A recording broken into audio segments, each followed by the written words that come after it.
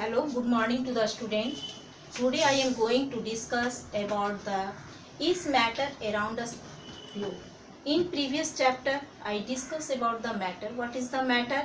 The matter which occupy the space and have a mass. The matter which occupy the space and have a mass. But today I am going to discuss ki is around us matter is pure or impure. So first of all, matter which are classified into the three categories. In previous classes all of you know study about the solid, liquid and gas. But here I am going to discuss about the matter is pure or impure. So we classify the matter into two groups, pure substance or impure substance. Pure and impure substance. In pure substance, what is the pure substance? How can we say कि that matter is the pure? So in pure substance, which is made up of only one kind of the particle or molecule or atom.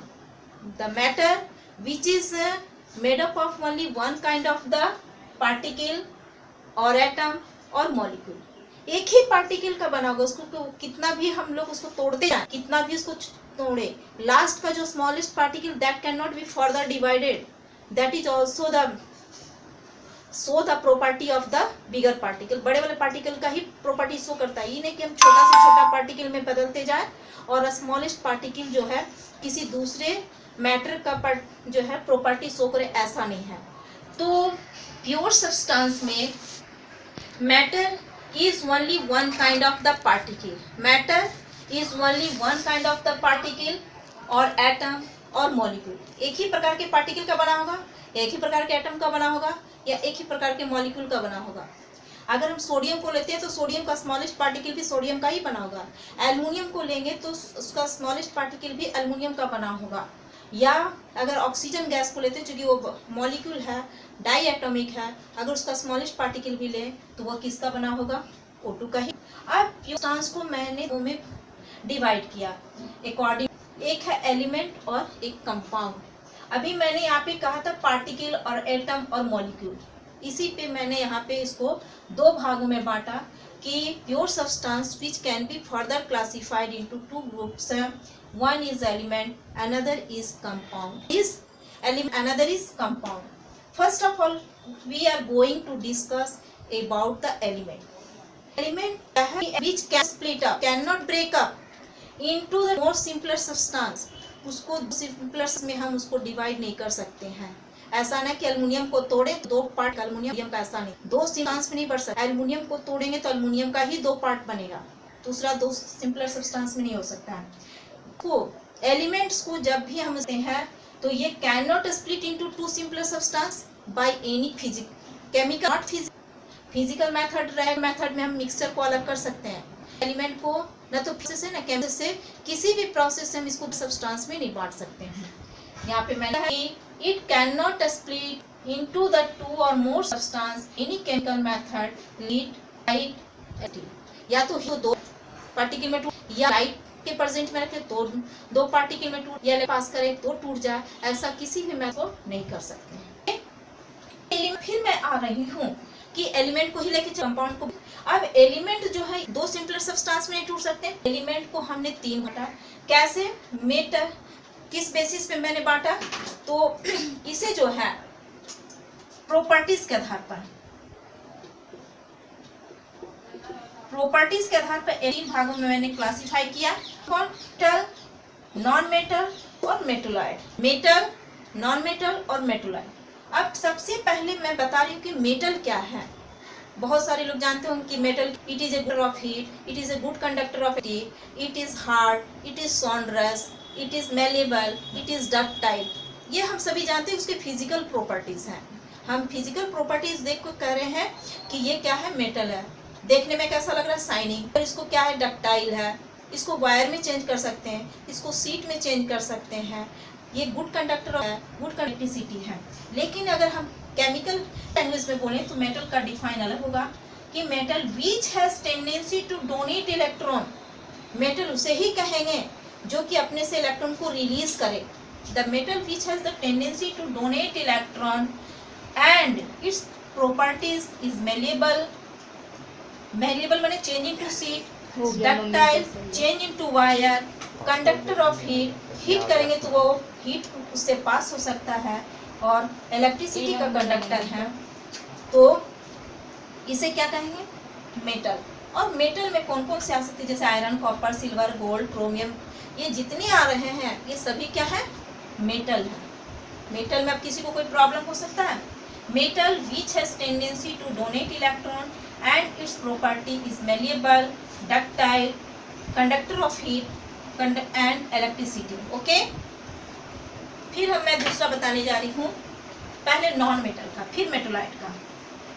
ये तो metal को मैंने बताया, अब ये non metal का है। The element which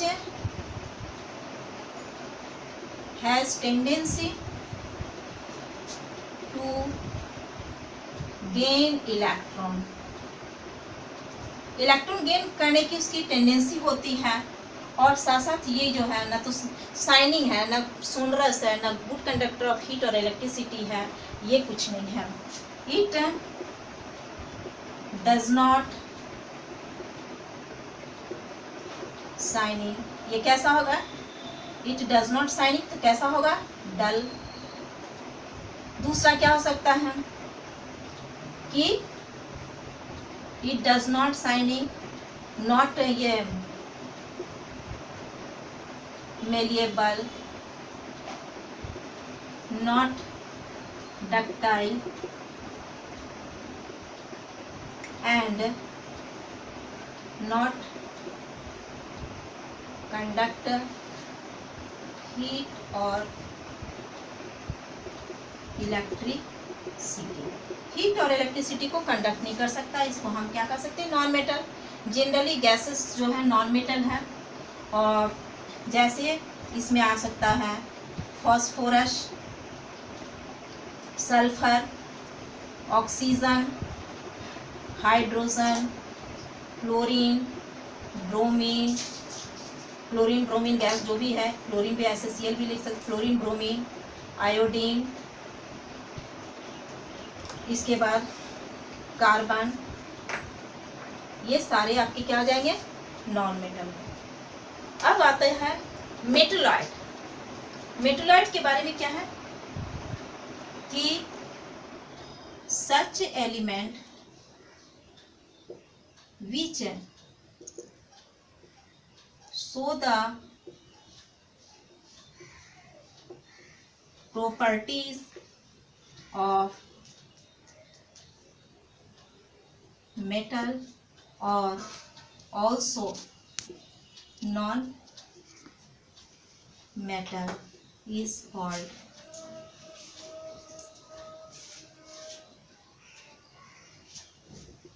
मेटोलाइट। उसे क्या कहेंगे, मेटोलाइट। जो मेटल और नॉन मेटल की दोनों की प्रॉपर्टी को शो करे उसे कहते हैं मेटोलाइट।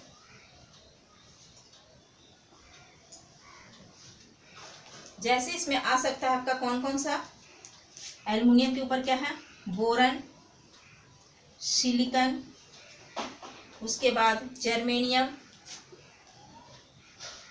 ये सारे आपके मेटोलाइट हैं। यहाँ तक में कहीं किसी को कोई प्रॉब्लम होगा। पहला है pure substance which is made up of only kind of particle और एटम और molecule. It is further classified into two element and compound. It cannot split up into the two or more simpler substance by any chemical method like heat, light or electricity is called element. Element on the basis of properties, it is also classified into the metal, metalloid and non-metal. Metal और non metal ये सारे को classify कर दी हूँ। अब compound को थोड़ा सा डिस्कस कर देती हूँ। कंपाउंड किसे कहते हैं?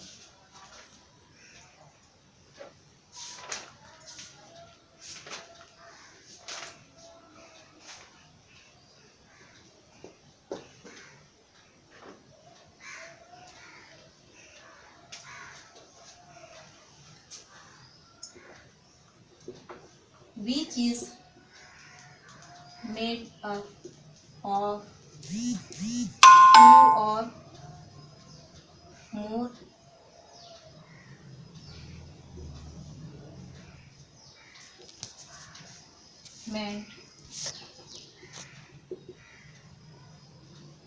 in a fixed ratio and does not show the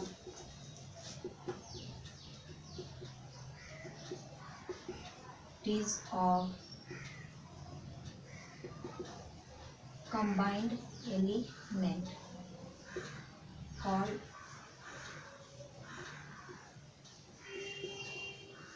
compound कहते हैं जिसमें दो से अधिक एलिमेंट जुड़े हुए हैं। मान ले यहाँ पे CO2, सी में कार्बन भी है और ऑक्सीजन भी है, ये दोनों फिक्स रेशियो में जुड़े हुए हैं और ये फिक्स रेशियो में जुड़े हुए हैं। तो इस कार्बन डाइऑक्साइड में ना तो हमारा कार्बन का प्रॉपर्टीज है ना ही ऑक्सीजन का प्रॉपर्टीज है।